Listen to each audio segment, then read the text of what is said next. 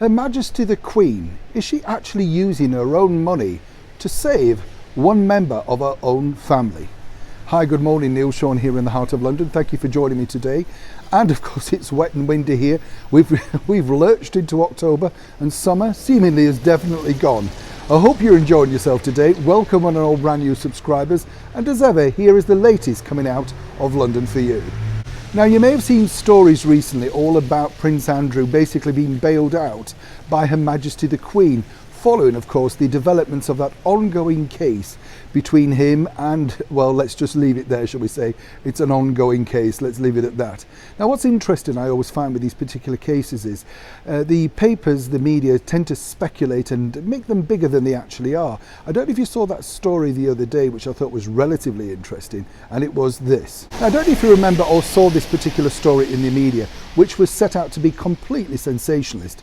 And of course, a lot of digital media ran with this story saying new bombshell witness Prince Andrew. When you delve a little deeper, of course, the true story was this. Yes, there was a witness came forward claiming, allegedly, that she saw Prince Andrew dancing with the victim, or so-called victim, Miss Giuffre. But then fast forward a few days, and then apparently this particular person could not actually remember the time or the date that she saw Prince Andrew at the nightclub or indeed dancing with Miss Giuffre. So you see how the stories go. Once you saw the tagline, you think, oh, that's it. It's over. You know, that's the deal. But it's not, because as we all know, the case hasn't even started yet. It really kicks off towards the end of this month and into the beginning of next month. That's when the major developments will truly kick in. But back to the story. Is Her Majesty the Queen actually funding her son, the Duke of York, Prince Andrew? Well, let me tell you here and now, that is another made-up story. We told you a while back here on the show that Prince Andrew himself is a rather rich man. Yes, he's decided to dispose of his Swiss chalet, which allegedly is worth 17 million. He won't get 17 million for it because the market's not that ripe over there right now, but he certainly will get quite a few million.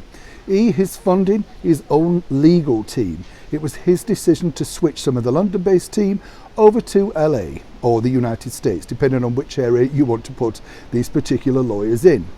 But of course it sells newspapers over here and worldwide if they claim that Her Majesty the Queen is simply spending thousands of pounds, and even more so if they try and twist it that it belongs to the British taxpayer. Let me tell you here and now, that's simply not the case. We will be able to check all, of course, of the royal records very soon when the yearly accounts come through, and that will show exactly where Her Majesty the Queen has spent her money. And I'm staking it that it certainly was not on the legal fees for the ongoing battles of her son, Prince Andrew, the Duke of York. Happy as ever to clear it up. Neil Sean in the heart of London.